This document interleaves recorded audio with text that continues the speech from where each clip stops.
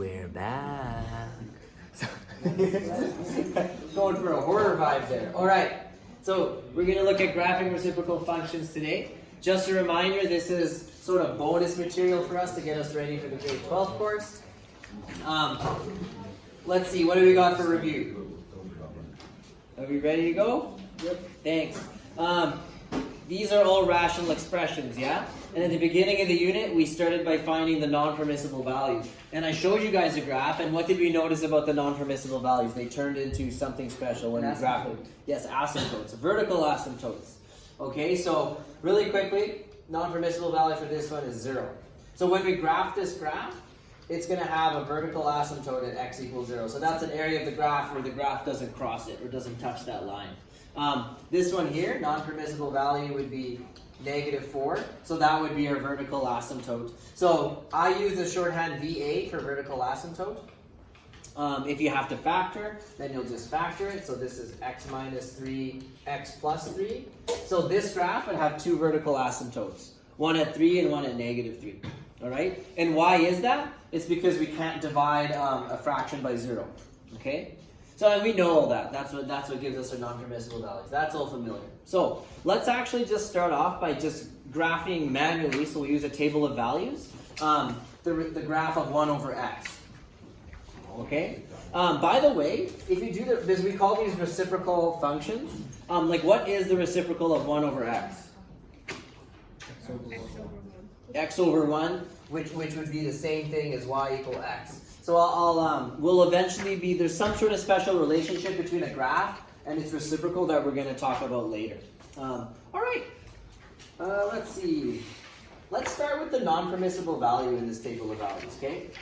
So what is my non-permissible value for this one? 0. So right here in the table, when x equals 0, we're just going to write undefined.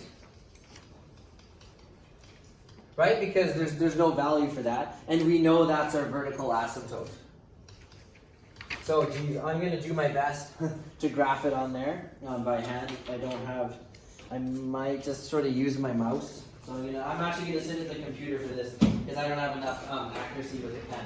So, if you can sort of draw some vertical lines in here, let's just get our x-axis. So there's our x-axis and something like that.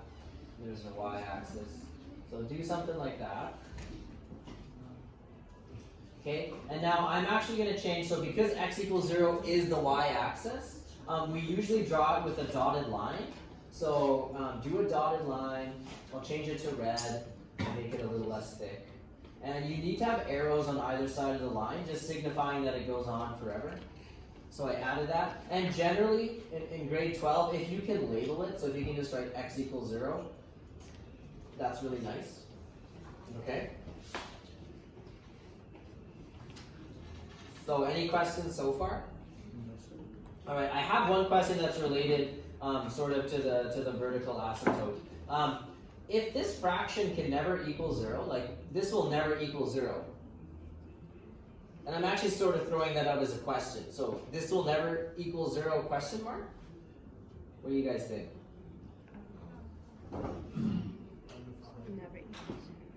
Yeah, like is there an x value that will get you the answer 0 for 1 over x?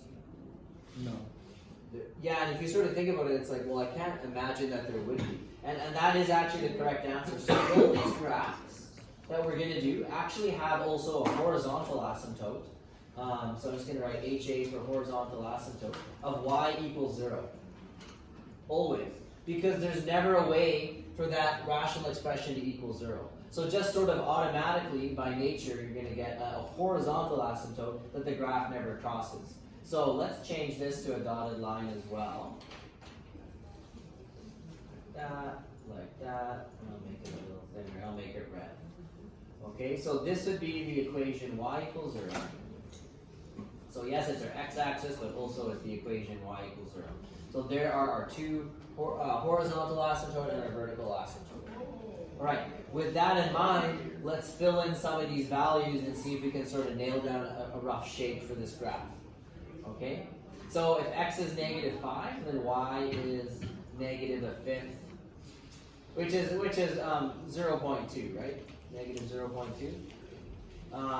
then this one would be a half, or negative 0.5. If x is negative 1, then our y value is 1. Negative 1. Negative 1, yeah, very good. If x is negative 0.5, then 1 divided by negative 0.5, what do you guys get? Negative 2. And then if it was negative 0.2, if you think about it, you'll get negative 5. And if it was negative 0.1, you get negative 10. So let's go ahead and sketch this out a little bit. So when x is negative 5, so 1, 2, 3, 4, 5, we're sort of really close, like this, it's just a sketch. So like there's my dot, I'm there. When x is negative 2, I'm already at negative a half for y. And when x is negative 1 right here, I'm at negative 1. And then when x is negative 0.5, I'm at negative 2. And then when I'm at x equals negative 0.2, so just roughly here, I'm at negative 5 already. So 2, 3, 4, 5, so I'm there. And when I'm really close, right, so I'm looking at this one. When I'm negative 0.1, like that's like right here, right? It's really, really close. I'm already all the way down here.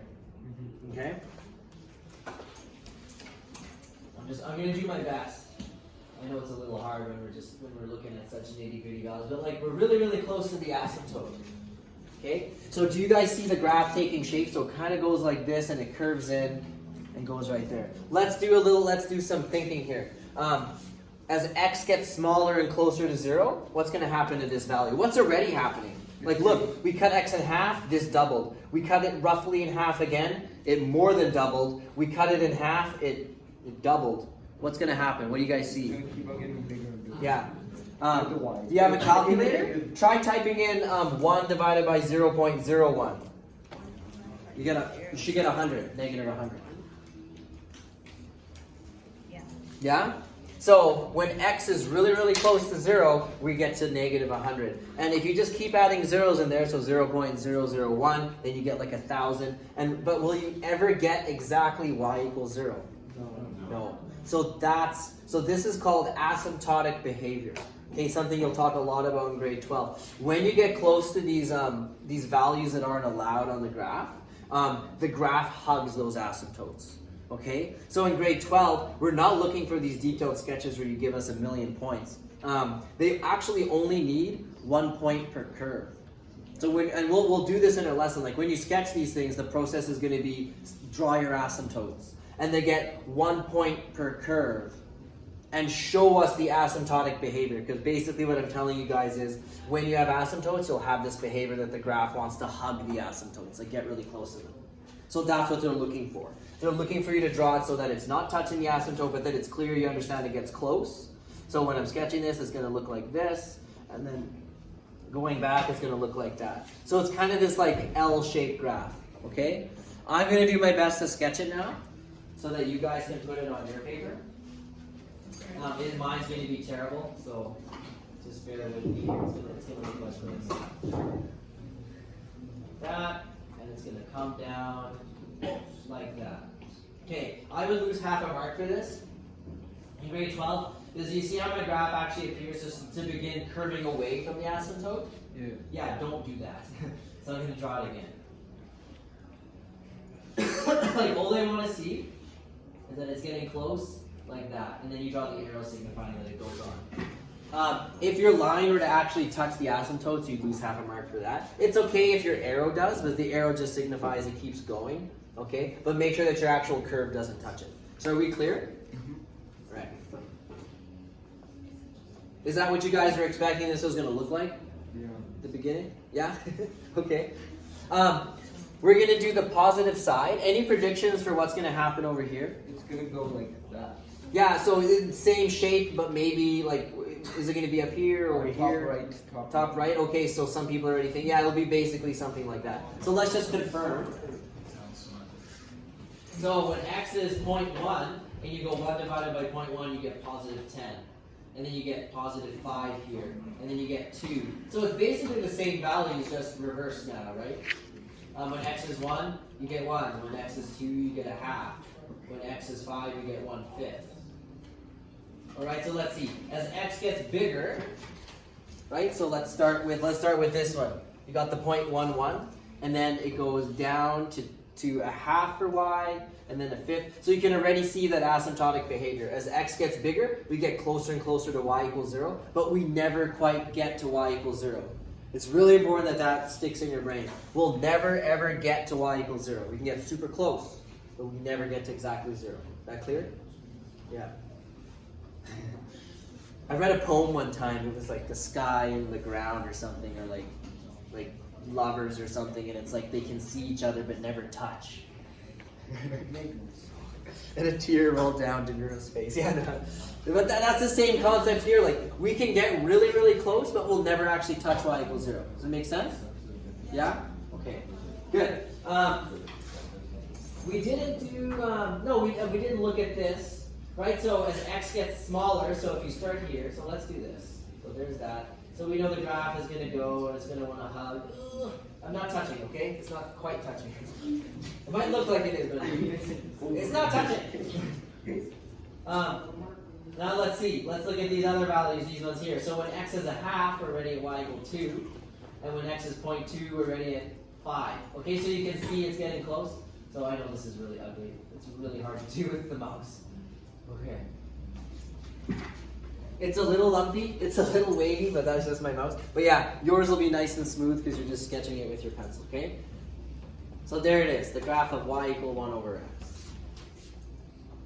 I really thought at this point everybody would stand up clapping, like so happy, but I guess reality and imagination are different. Yes, no?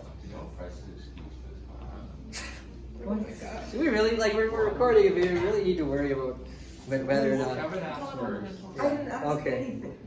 Don't just pin this on Okay, me. Jasmine, could you look at where we're at in the video? 11 minutes. 11 minutes. Great. Thanks, you guys, for giving me some extra work.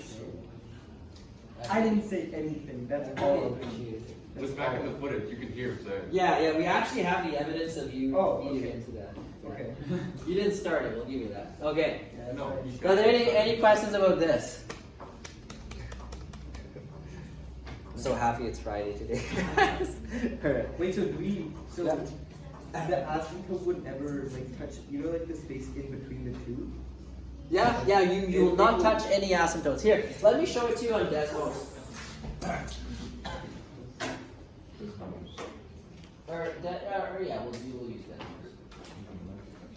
Alright, check it out. 1 over x. There. So, Desmos doesn't sketch the asymptotes, but do you see how they're implied? From a distance, does it look like it's touching y equals 0? Yes. Well, I don't know. Did you bring enough cookies for the rest of the class? Look, check it out. As I zoom in, do you see how that gap widens? But the distance here is like it's like nothing. Like look at my my x value. It's 0.01, and I'm at 54 for y. Right, but as I zoom out, it looks like it's touching y equals 0, but it ain't. Okay, look at my y values. We're at 300, 400, 500. I'll click on it. Ah, no, it won't let me get. Seeing if it can give me an x value. I gotta zoom in pretty far. This is kind of fun. There we go.